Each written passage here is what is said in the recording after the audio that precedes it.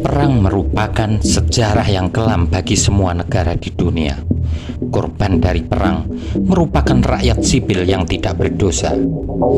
Indonesia juga pernah mengalami beberapa peperangan besar saat melawan penjajah Belanda di awal kemerdekaannya.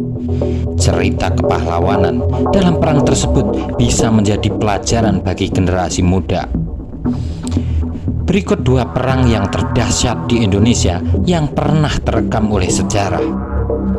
Serangan 10 November tahun 1945 di Surabaya. Peperangan besar ini meletus pada 10 November 1945 di Surabaya, Jawa Timur. Perang ini banyak menelan korban jiwa.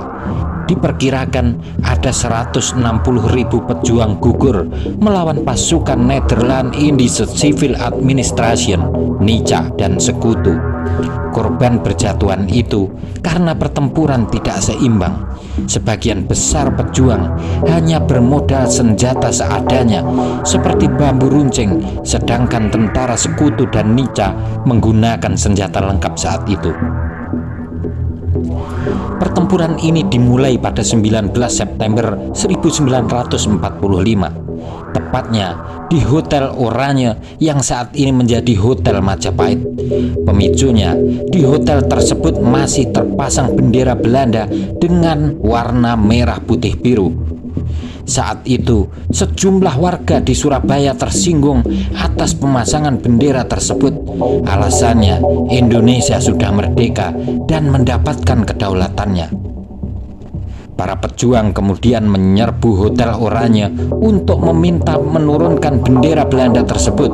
Namun permintaan itu tidak digubris oleh pihak Belanda yang saat itu berada di Hotel Oranye. Mereka bahkan menolak dengan congkak dengan bertolak pinggang. Akhirnya, kepala wilayah di bawah Gubernur Jenderal Sudirman menyambangi lokasi tersebut. Kedatangan Presiden Sudirman juga tidak disambut baik oleh pihak Belanda, hingga akhirnya massa dari luar hotel memaksa masuk menurunkan bendera Belanda.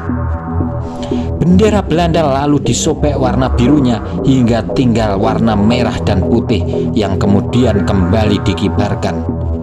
Penyobekan bendera itu ternyata membuat berang Belanda yang tak sudi mengakui kemerdekaan Indonesia. Akhirnya, tentara NICA mengikut sertakan sekutu dalam agresinya yang memunculkan perlawanan demi perlawanan di Surabaya.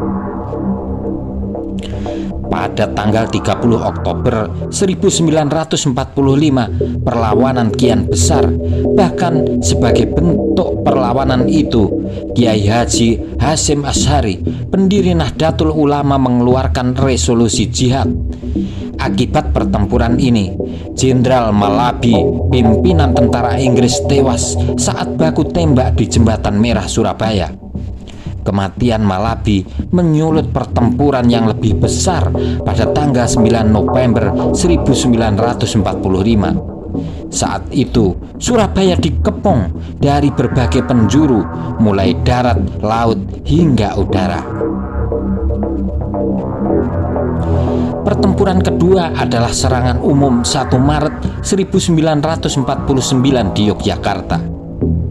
Menurut berbagai literatur dan sumber yang didapat, peristiwa yang berlangsung selama 6 jam oleh TNI dari Divisi 3 JM3 pada 1 Maret 1949 terhadap kota Yogyakarta menjadi catatan tersendiri bagi sejarah bangsa Indonesia. Tujuan serangan umum 1 Maret adalah untuk menunjukkan pada dunia internasional bahwa eksistensi Tentara Nasional Indonesia (TNI) masih ada. Dalam serangan tersebut, pasukan TNI mampu mengadakan perlawanan terhadap tentara Belanda yang memiliki peralatan tempur lebih modern dibandingkan pasukan TNI dengan senjata seadanya. Serangan umum 1 Maret inilah yang kemudian mampu menguatkan posisi tawar NKRI dan mempermalukan Belanda yang seenaknya mengklaim kekuatan Indonesia yang sudah melemah saat itu.